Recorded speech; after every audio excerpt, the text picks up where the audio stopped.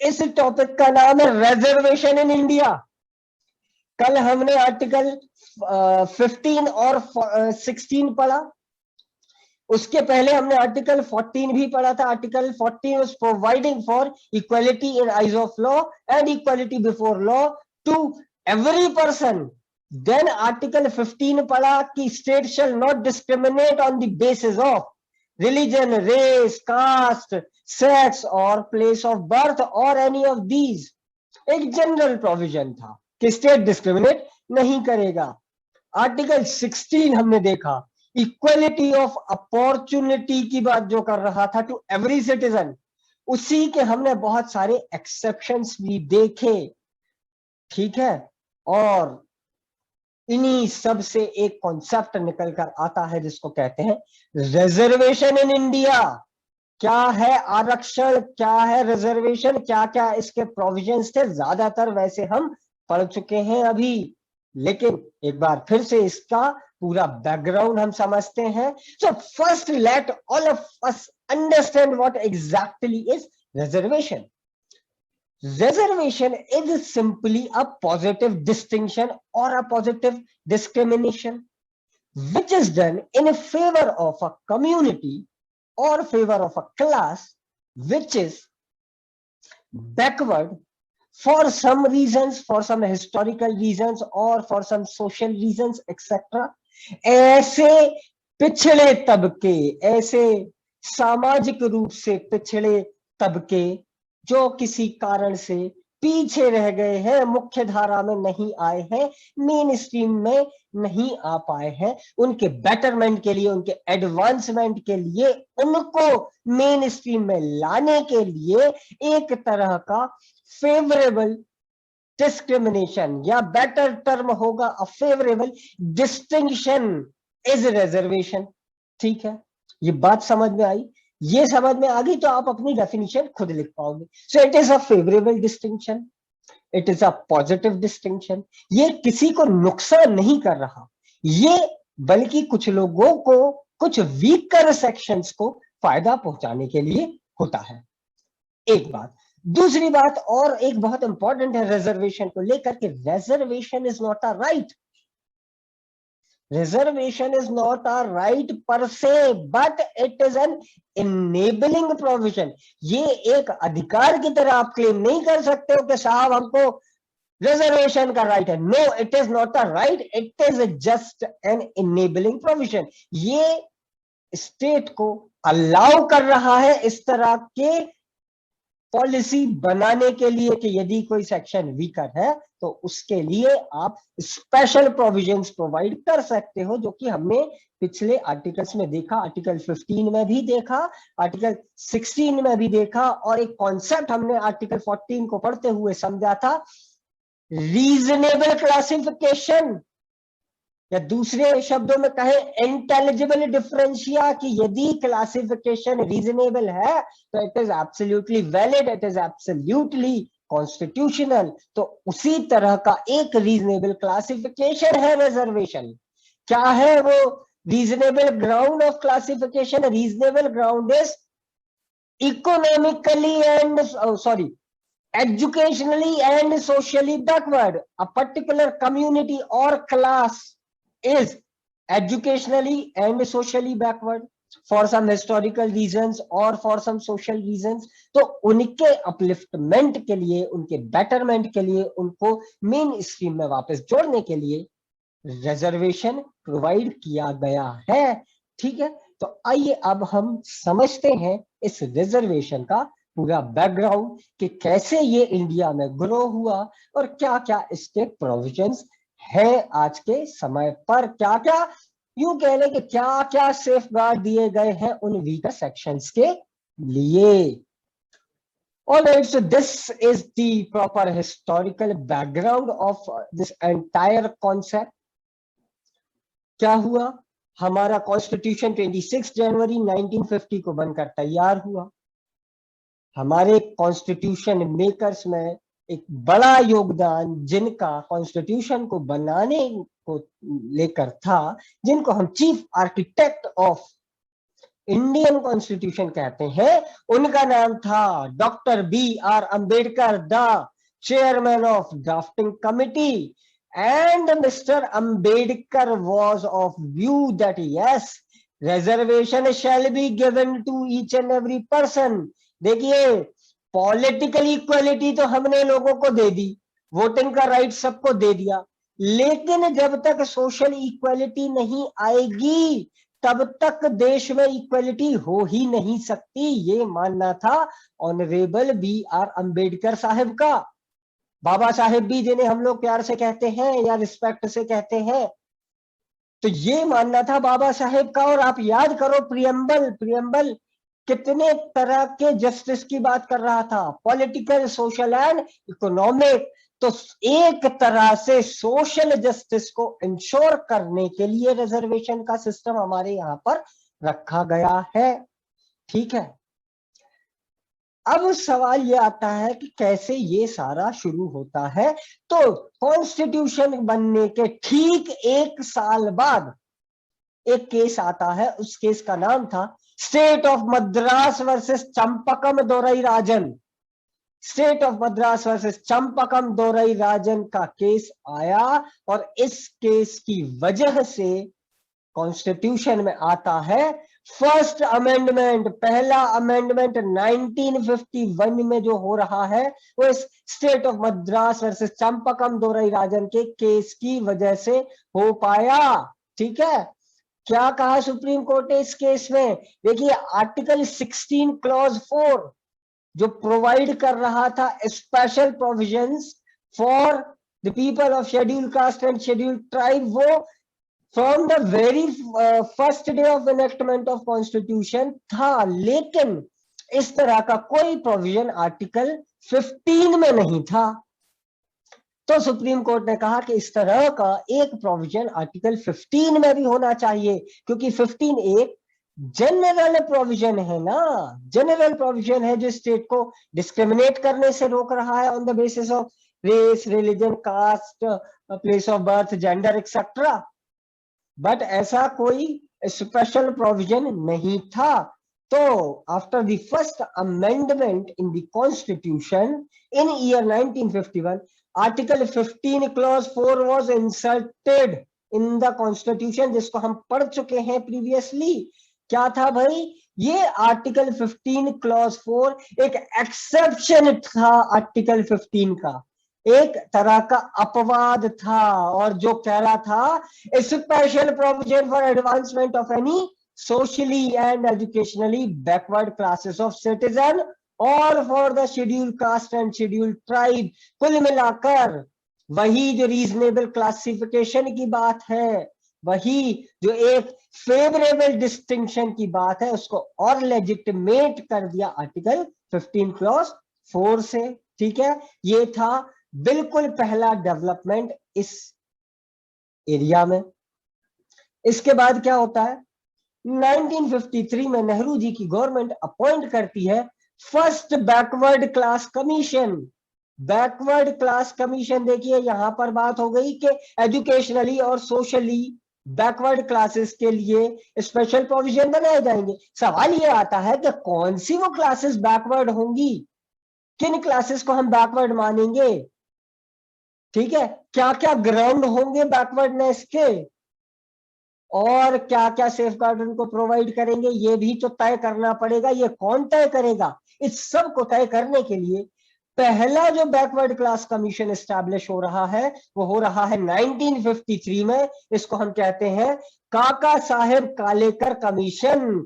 This is very very important for prelim purpose. अक्सर पूछा जाता है प्रिलिमिनरी एग्जाम में कि काका साहेब कालेकर कमीशन किस चीज से रिलेटेड थी. तो it was related to backward classes. ठीक है, बैकवर्ड क्लासेस से रिलेटेड थी काका साहेब कालेकर कमीशन, और ये कमीशन अपनी रिपोर्ट प्रेजेंट करती है 1955 में. केवल ये 3 बातें इसमें याद रखने की है.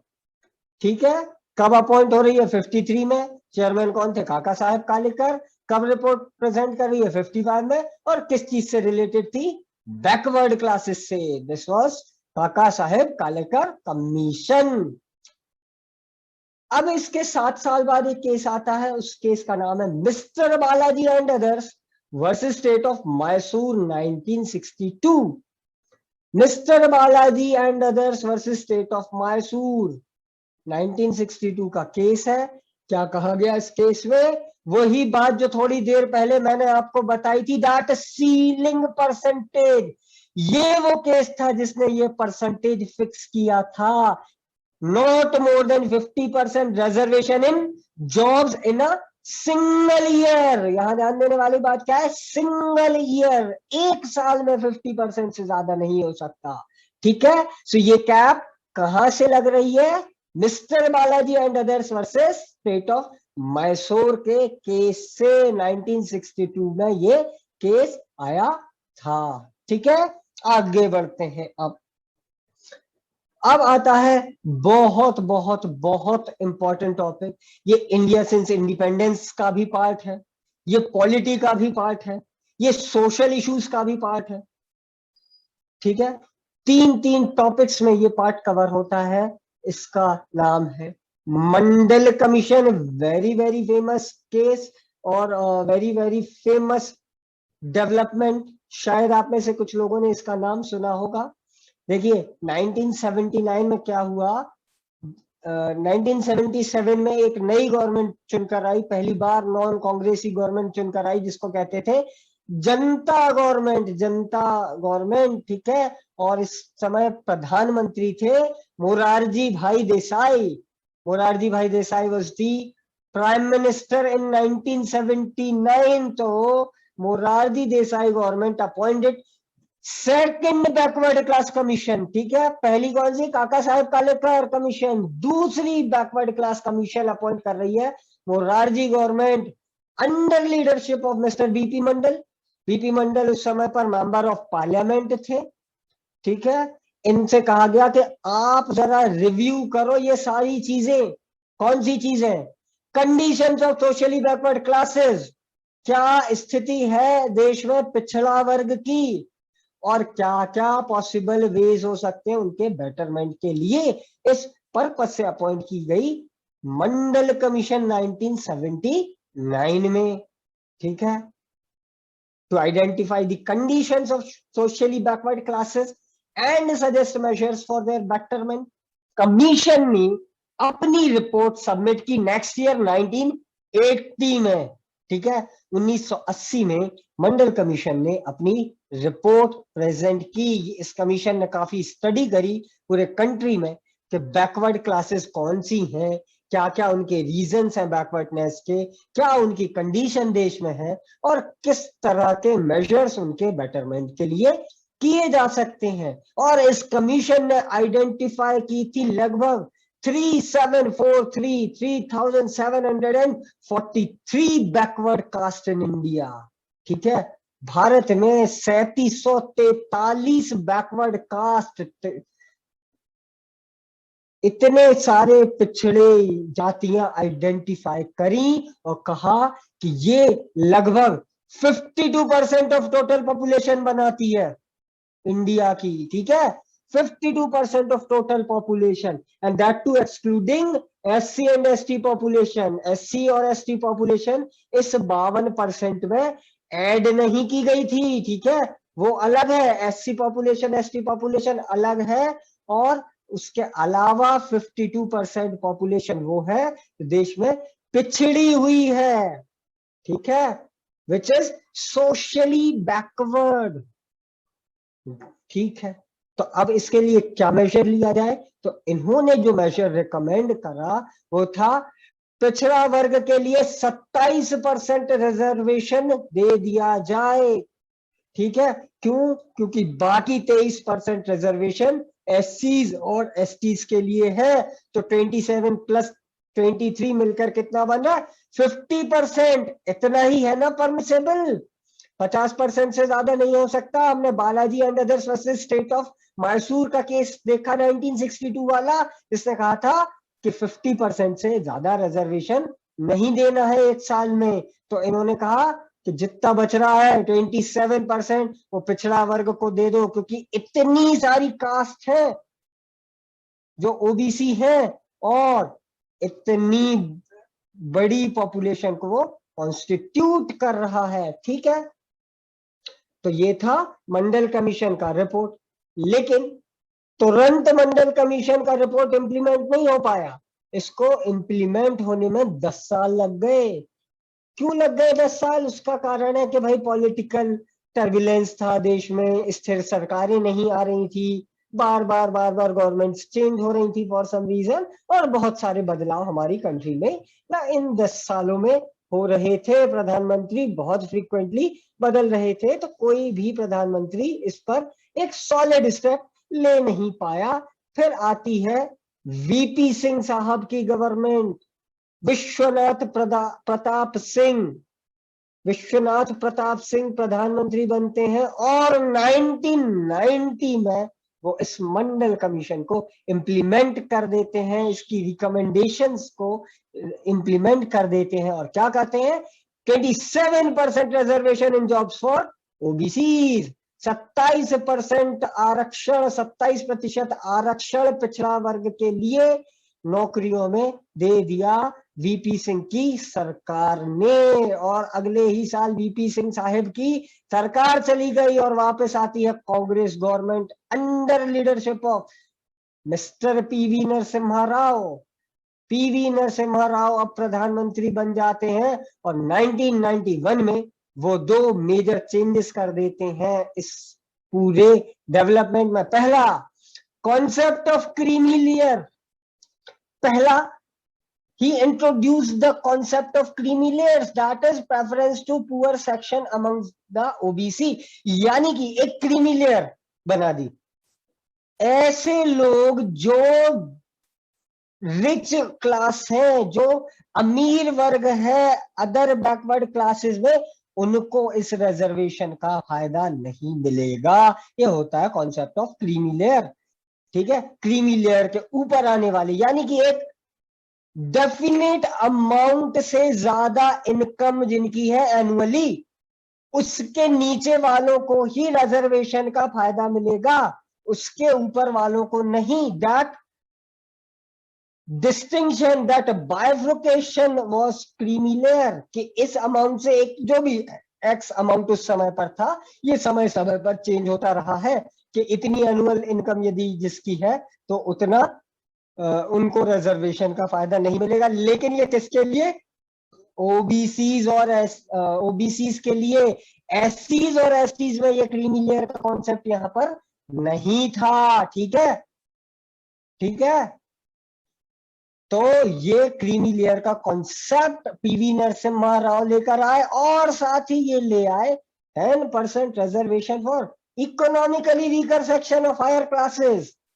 ठीक है, 10% reservation for economically weaker section of higher classes. अब भी हमने पढ़ा 2019 के अमेंडमेंट से इनको ये मिला है। मतलब इस समय पर ये जो लेकर आए थे, क्या हुआ होगा इसका? जाहिर है कि ये कभी इंप्लीमेंट नहीं हो पाया होगा।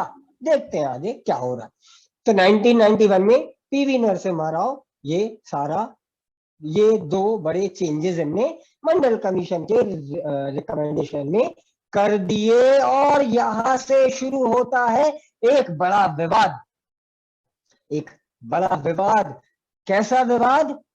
विवाद ऐसा हुआ कि बहुत सारे लोग इससे नाराज हो गए। The people of unreserved classes were angry, also the people who belong to creamy layer of OBC section, they were also angry। तो बड़ा विरोध हो रहा था इसका, और ये मामला पहुंच जाता है honourable supreme court of India.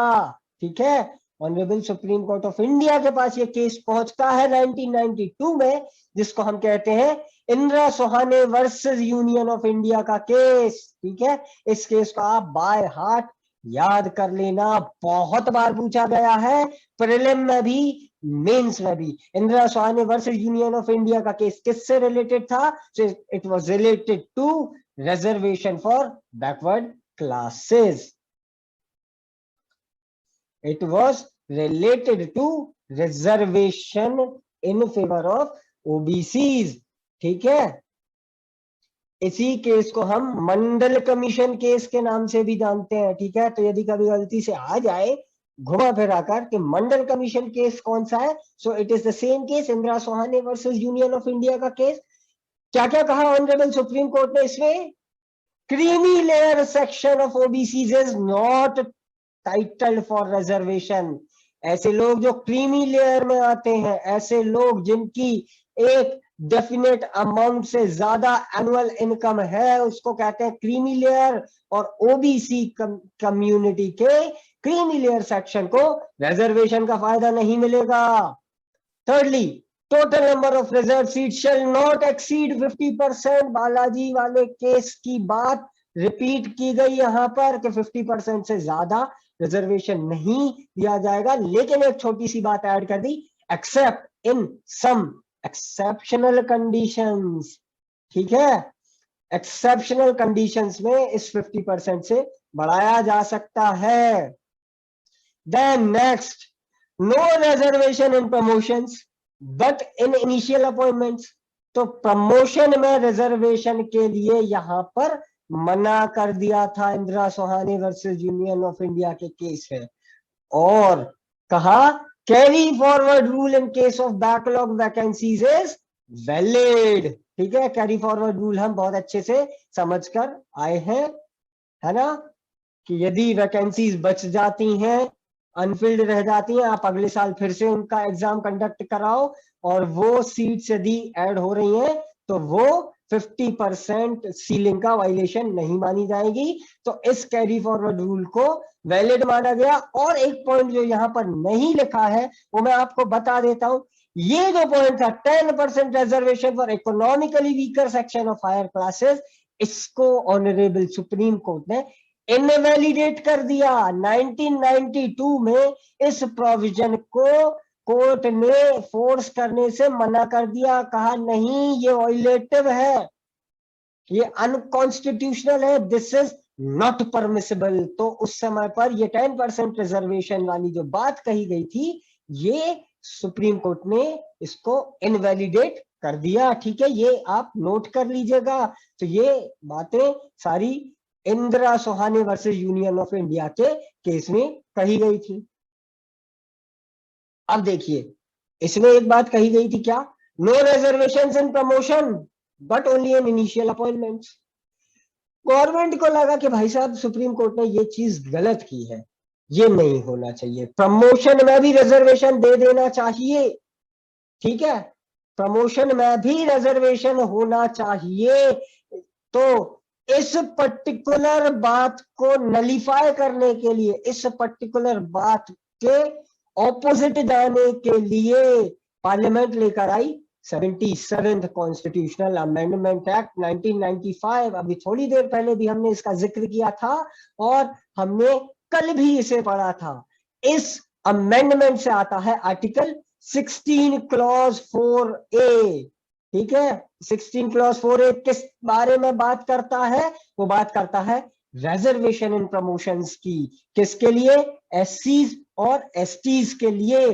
तो ये जो रूलिंग थी सुप्रीम कोर्ट की, नो रिजर्वेशन इन प्रमोशन, इस बात को रिवर्स करने के लिए पार्लियामेंट 77th अमेंडमेंट लेकर आई और आर्टिकल 16(4)A ऐड हो जाता है 1995 में, ठीक है। देन बैकलॉग से रिलेटेड जो रूलिंग थी उसको नलीफाई करने के लिए 81st कॉन्स्टिट्यूशनल अमेंडमेंट एक्ट आता है 2000 में, जिससे इंसर्ट होता है आर्टिकल 16 क्लॉज 4B। बिल्कुल अभी हमने ये इसको समझा था थोड़ी देर पहले कि भाई बैकलॉग यदि है, अनफिल्ड वैकेंसी है, तो आप उनको कैरी फॉरवर्ड कर दोगे नेक्स्ट ईयर के लिए और वो वायलेटिव नहीं होगी इस 50% रूल का, ठीक है। तो ये बात कर रहा था आर्टिकल 16 क्लॉज 4B जो आता है 81st अमेंडमेंट एक्ट से 2000 से। इसके बाद क्या हो रहा है? 85th अमेंडमेंट आता है। 85th अमेंडमेंट आ रहा है 2001 में, तो कॉन्सिक्वेंशियल सीनियरिटी की बात कर रहा था। Not that important, it is just the chronological order. तो ये सारी चीजें हो रही थी। इस पूरे में सबसे ज्यादा इंपॉर्टेंट जो बात आपको याद रखनी है वो ये सारे पॉइंट्स जो Indira Sohani versus union of India के केस में कहे गए थे। ठीक है, इसके बाद क्या हुआ, 2006 में एक और केस आता है इसी बात से रिलेटेड। उस केस का नाम था M Nagaraj versus union of India. M Nagaraj versus union of India के केस में ऑनरेबल सुप्रीम कोर्ट ने आर्टिकल 16 क्लॉज 4A को कॉन्स्टिट्यूशनली वैलिड डिक्लेयर किया। ठीक है, कॉन्स्टिट्यूशनली वैलिड डिक्लेयर किया। ठीक है, सुप्रीम कोर्ट ने कहा, क्या कहा कि भैया it is absolutely valid 16 clause 4A। ठीक है, जो रिजर्वेशन पॉलिसी है वो वैलिड है। और आगे कहती है लेकिन उसके लिए क्या जरूरी है, फॉलोइंग 3 कंडीशंस, 3 सिचुएशन को फुलफिल करना बहुत जरूरी है। कौन कौन सी 3? Number 1, SC and ST community should be socially and educationally backward, सामाजिक और शैक्षणिक रूप से पिछड़ा होना जरूरी है। ठीक है, यहाँ पर इकोनॉमिक जैसी कोई बात नहीं आ रही है। ठीक है, सो इट इज अपरेंट कि ये 2 कम्युनिटीज बहुत ज्यादा डिस्क्रिमिनेशन झेलती आई है और आज भी झेल रही है। Schedule caste and schedule tribes के साथ the so-called higher class don't behave humanitarianly even in today। आज भी इनके साथ बड़ा गलत बर्ताव होता है, इनको निचला माना जाता है, अछूत माना जाता है। सो therefore they are socially backward and education का तो सवाल ही पैदा नहीं होता है। इसीलिए ये socially and educationally backward है, ये तो apparent सी बात है और ये होना जरूरी है, तब 16(4)A वैलिड होगा। दूसरा, SC and ST communities are not adequately represented in public employment। यदि वो एडिकेटली रिप्रेजेंटेड नहीं है पब्लिक एम्प्लॉयमेंट में तब रिजर्वेशन दो। ठीक है, ऐसा मत करो कि भाई साहब बहुत एडिकेटली रिप्रेजेंट है फिर भी आप रिजर्वेशन दिए चले जा रहे हो, क्योंकि जैसा मैंने बिल्कुल शुरुआत में एक बात कही थी, this is not a right, reservation is not a matter of right, it is just N enabling provision. ये सिर्फ एक मेजर है अपलिफ्टमेंट करने, और यदि अपलिफ्ट हो गए तो ये मेजर कंटिन्यू नहीं करना पड़ेगा। तो once you are adequately represented in public employment there is absolutely no need of reservation. ठीक है, लेकिन यदि आप नहीं हो एडिकेटली रिप्रेजेंटेड तब इसकी जरूरत है। ठीक है, next point, such a reservation shall not affect the overall efficiency of the administration। ठीक है, ओवरऑल एफिशिएंसी खराब नहीं होनी चाहिए एडमिनिस्ट्रेशन की। ऐसा ना हो कि रिजर्वेशन के नाम पे किसी को भी आप कोई भी पोस्ट दे दो, है ना। एफिशिएंसी का भी ख्याल रखना पड़ेगा, वरना आपने सपोज रिजर्वेशन देकर किसी को भी डॉक्टर बना दिया और वो एफिशिएंट नहीं है तो क्या होगा, मौत हो जाएगी मरीज की, है ना। या फिर इनएफिशिएंट आदमी को इंजीनियर बना दिया तो क्या होगा, घर गिर जाएंगे, है ना। रोड पुल जो भी वो बनाएंगे सब गिर जाएंगे, या कुछ और भी जो भी है, सुप्रीम कोर्ट का जज बना दिया तो उल्टे सीधे डिसीजन दे देगा, है ना।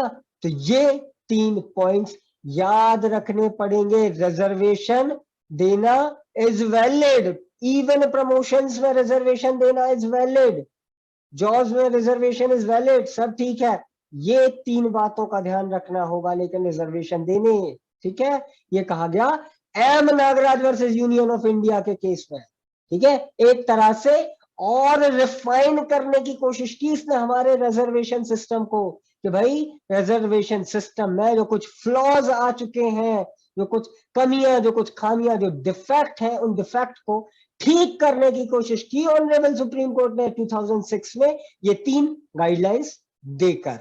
ठीक है, and then next is very recent case of 2018, Jarnail Singh versus Lakshmi Narayan Gupta, Jarnail Singh versus Lakshmi Narayan Gupta 2018 का केस है। इसलिए देवियों और सज्जनों, बहुत बहुत बहुत इंपॉर्टेंट है, आपके एग्जाम में पूछा जा सकता है ये केस।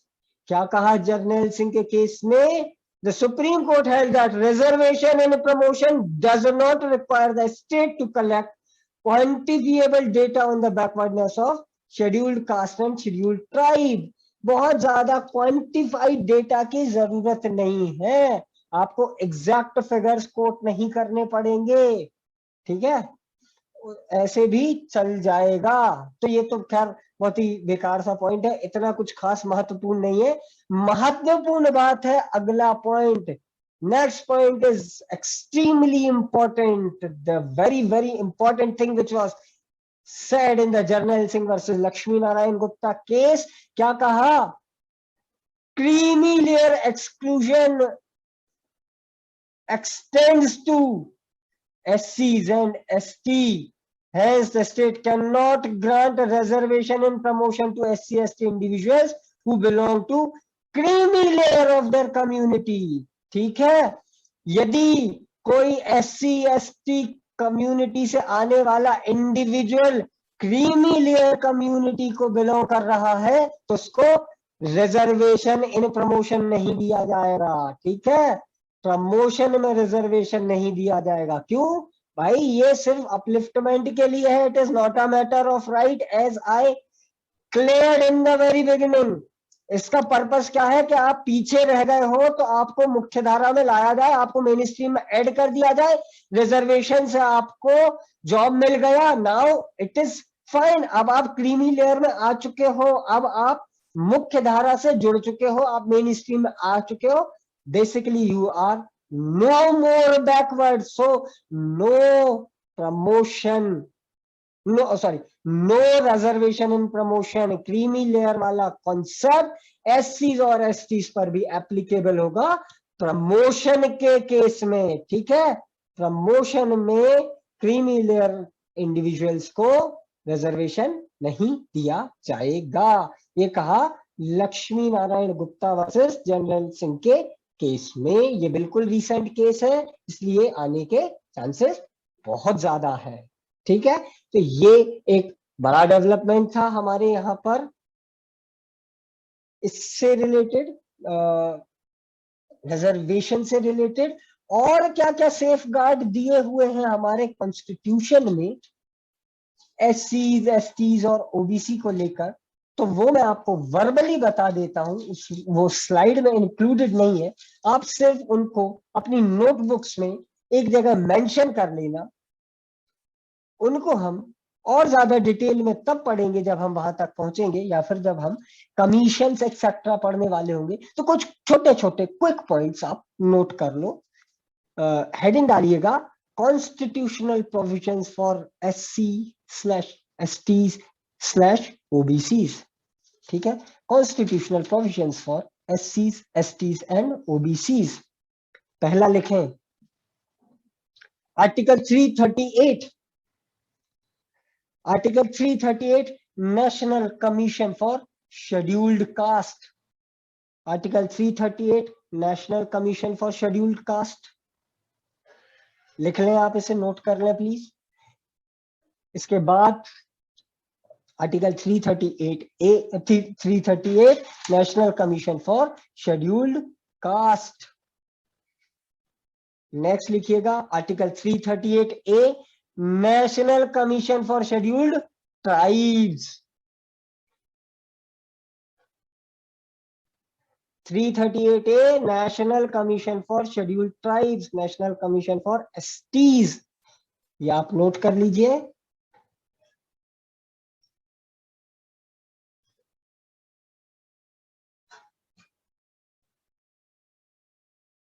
नेक्स्ट लिखे article 340, article 340 appointment of a commission for backward classes, appointment of a commission for backward classes।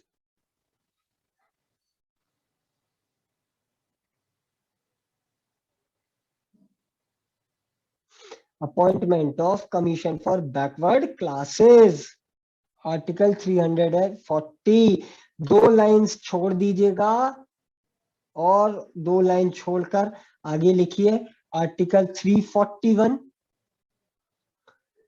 Article 341 dash लगाकर लिखिए scheduled caste. Scheduled caste, article 341 scheduled caste, bracket में लिख लीजिएगा डेफिनीशन। आर्टिकल 341 डेफिनीशन देता है scheduled caste की, कौन कौन सी कास्ट शेड्यूल्ड कास्ट मानी जाएंगी ये डिफाइन कर रहा है आर्टिकल 341। और नेक्स्ट लिख लीजिए 342 शेड्यूल्ड ट्राइब्स, ब्रैकेट में लिखिएगा डेफिनीशन। कौन सा आर्टिकल डिफाइन कर रहा है scheduled tribes, so that is article 342।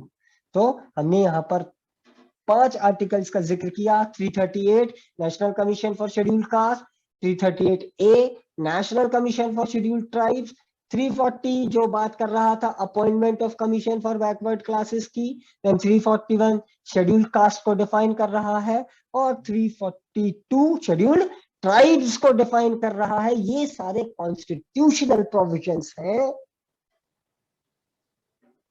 Backward classes को लेकर जो दिए गए हैं। आगे बढ़ते हैं और आर्टिकल 340 के बाद मैंने कहा था 2 लाइन छोड़कर लिखिएगा, तो वो जो 2 लाइन खाली आपने छोड़ी है वहां पर लिख लीजिए पहला point, in 1993 national commission for backward classes was established as a statutory body by an act of parliament. 1993 में national commission for backward classes बन रहा था, जो कि एक स्टैट्यूटरी बॉडी था। ठीक है, स्टैट्यूटरी बॉडी का मतलब होता है किसी एक नॉर्मल लॉ से जो बॉडी बनती है उसको स्टैट्यूटरी बॉडी कहते हैं, और कॉन्स्टिट्यूशनल बॉडीज वो बॉडीज होती हैं जो कॉन्स्टिट्यूशन के प्रोविजन से बन रही है। तो जैसे national commission for scheduled cast है या national commission for scheduled tribe है, वो कॉन्स्टिट्यूशनल बॉडीज थी, लेकिन national commission for backward classes एक स्टैट्यूटरी बॉडी थी, एक लीगल बॉडी थी जो 1993 में बनाई गई थी under the provisions of article 340।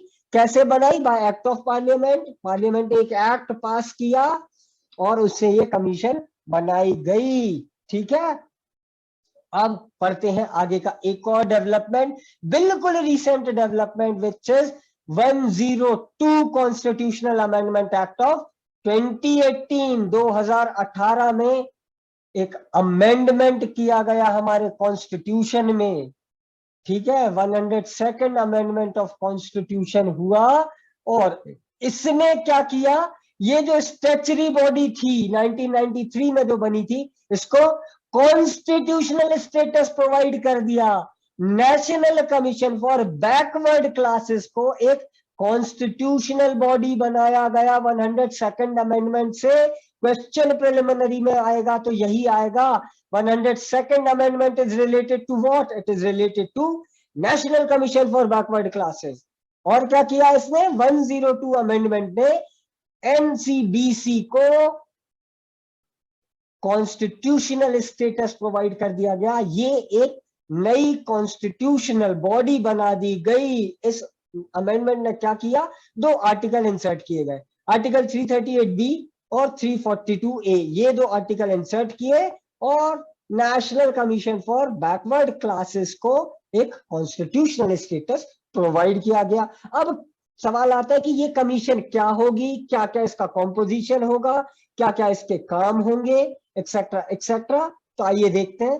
The commission consist of 5 members including a chairperson, vice chairperson and 3 other members.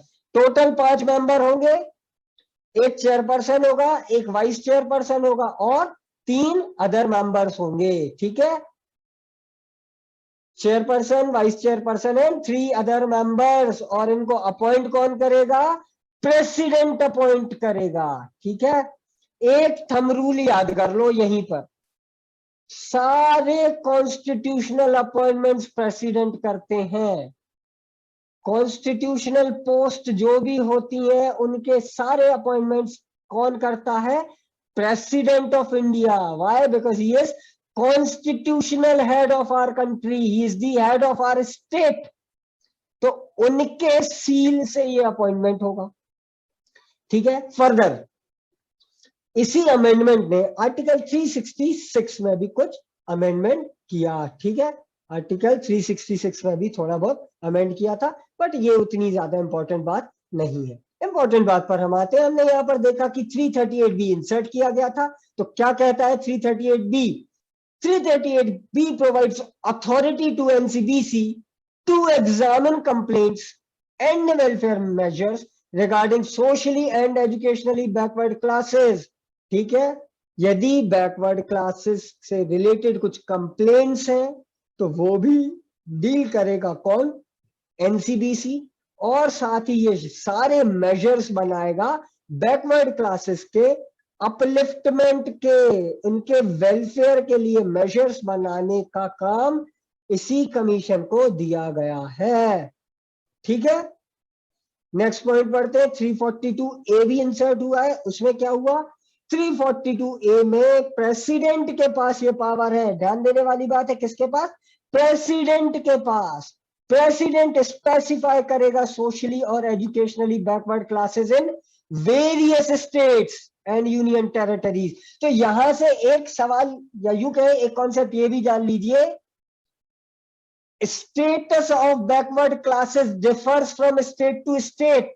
एक पर्टिकुलर क्लास स्टेट ए में बैकवर्ड हो सकती है और स्टेट बी में वो जनरल हो सकती है, अनरिजर्व हो सकती है या फॉरवर्ड क्लास हो सकती है। ठीक है, इसका मैं आपको एक एग्जांपल दे सकता हूं। Generally Jain community comes under unreserved class. ठीक है, लेकिन महाराष्ट्र में जैन कम्युनिटी के कुछ क्रीड्स, कुछ सेक्ट्स ऐसे हैं जो ओबीसी स्टेटस जिनको मिला है, वो अदर बैकवर्ड क्लासेस में आती हैं। जैन कम्युनिटी के कुछ एक सेक्ट्स महाराष्ट्र में। ठीक है, ये कैसे पॉसिबल है? वो इसलिए पॉसिबल है क्योंकि प्रेसिडेंट स्पेसिफाई करते हैं अलग अलग स्टेट में बैकवर्ड क्लासेस को। एक और एग्जांपल दे सकता हूं, ब्राह्मण्स जनरली अपर क्लास में आते हैं, लेकिन ओडिशा में ब्राह्मणों को बैकवर्ड क्लासेस का स्टेटस प्राप्त है। Why? Brahmins are socially backward in Odisha. ठीक है, तो स्टेट टू स्टेट वेरी कर सकता है बैकवर्ड क्लासेस का स्टेटस। ये कौन डिटरमाइन करेगा? प्रेसिडेंट डिटरमाइन करेगा। कैसे डिटरमाइन करेगा? In consultation with the governor of concern state. State के गवर्नर के साथ कंसल्ट करने के बाद गवर्नर बताएगा कि प्रेसिडेंट साहब, हमारे स्टेट में फला फला कम्युनिटी एजुकेशनली और सोशली बैकवर्ड है। अच्छा, ओके, तो एक काम कीजिए, इनको आप ओबीसी का रिकॉग्निशन दे दीजिए। अच्छा ठीक है गवर्नर साहब, आप कह रहे हो तो हमने दे दिया। सो president will consult the governor. ठीक है, ठीक है, इस तरह से वैरी हो सकता है अलग अलग स्टेट में अदर बैकवर्ड क्लासेस का स्टेटस। कौन करेगा? प्रेसिडेंट डिटरमाइन करेगा। किससे कंसल्टेशन में? गवर्नर से कंसल्टेशन में। So this was your 102nd constitutional amendment act of 2018. It is very very very important because it is very recent development. एकदम करंट अफेयर का टॉपिक ये माना जाएगा पॉलिटी में। पॉलिटी में 5 साल तक की चीजें करंट अफेयर मानी जाती है, क्योंकि पॉलिटी में बहुत फ्रीक्वेंट चेंजेस नहीं होते हैं। ठीक है, ऐसा नहीं है कि रोज संविधान हमारा बदल रहा है, क्योंकि हमारा कॉन्स्टिट्यूशन रिटन कॉन्स्टिट्यूशन है। दूसरा, हमारा अमेंडेबिलिटी प्रोसीजर थोड़ा सा रिजिड है, so it is not that easy to amend our constitution easily. इसीलिए बहुत फ्रीक्वेंट चेंजेस नहीं होते हैं, इसलिए 5-7 साल तक का तो आप करंट अफेयर मानकर चलिए पॉलिटी में। ठीक है, so I hope 102nd amendment is clear to everyone. इसके ठीक 1 साल बाद एक और अमेंडमेंट हो रहा है, 103rd अमेंडमेंट 2019 में। We just discussed it, but we'll discuss it again. 103rd amendment of 2019. So again, this is extremely important. Why? Because it is a recent development in Constitution of India. क्या कहा इसमें? इसने insert किया article 16 में sub clause 6. Article 16 subclause 6 was added, which provided for reservation in appointments for economically weaker section of citizens other than classes mentioned in clause 4. Clause 4 में कौन सी classes mentioned है? Scheduled caste, scheduled tribes and other backward classes. तो इनके अलावा जो classes है उनमें जो economically weaker section होंगे उनको reservation दिया जाएगा. और एकदम इजी भाषा में कहें तो अनरिजर्व्ड क्लासेस के जो इकोनॉमिकली वीकर सेक्शन है, और लेमन टर्म्स में कहूं जनरल कैटेगरी वाले इकोनॉमिकली वीकर सेक्शंस, ऐसे लोग जो जनरल कैटेगरी को बिलोंग करते हैं, अनरिजर्व कैटेगरी को बिलोंग करते हैं बट इकोनॉमिकली वीक है, उनके लिए रिजर्वेशन प्रोवाइड किया जाएगा in addition to existing reservation. ठीक है, ये जो SC, ST और OBC के लिए जो रिजर्वेशन है उसके एडिशन में उससे ज्यादा ये रिजर्वेशन दिया जाएगा, जो कि मैक्सिमम कितना हो सकता है? 10%, not more than 10%. Maximum 10% reservation economically weaker section of unreserved classes को दिया जाएगा. ठीक है, ये हमारा पूरा टॉपिक था रिजर्वेशन से रिलेटेड. आई होप आप सभी को ये सारी बातें समझ में आ गई होंगी. अब आपके पास 5 मिनट का मैक्सिमम समय है. यदि कोई भी डाउट है इससे रिलेटेड, इतना जितना हमने आज डिस्कस किया है, तो आप पूछ सकते हैं, because only 5 minutes are left to end this session. So if you have any doubt please ask quickly and I will try to resolve it very quickly. किसी को कोई डाउट नहीं है तो फटाफट पूछ लो. सिर्फ 5 मिनट से भी कम का समय हमारे पास बचा है. तो यदि आपको कोई भी डाउट है इतने पूरे टॉपिक से, रिजर्वेशन के क्या प्रोविजंस हैं, ठीक है, आप चाहें तो पूछ सकते हैं. नहीं, मैं मानकर चलूं सबको क्लियर है ये टॉपिक.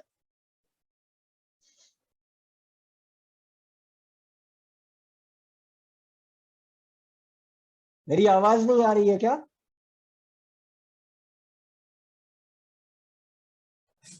क्लियर है सर. क्लियर है? फैंटास्टिक, क्लियर है. ग्रेट. बड़े होशियार बच्चे हैं भाई हमारे, एक ही बार में सब क्लियर हो गया. लेकिन आज क्लियर है, कल क्लियर ना हो जाए, ध्यान रखना. इसके लिए जरूरी क्या है? रिवीजन.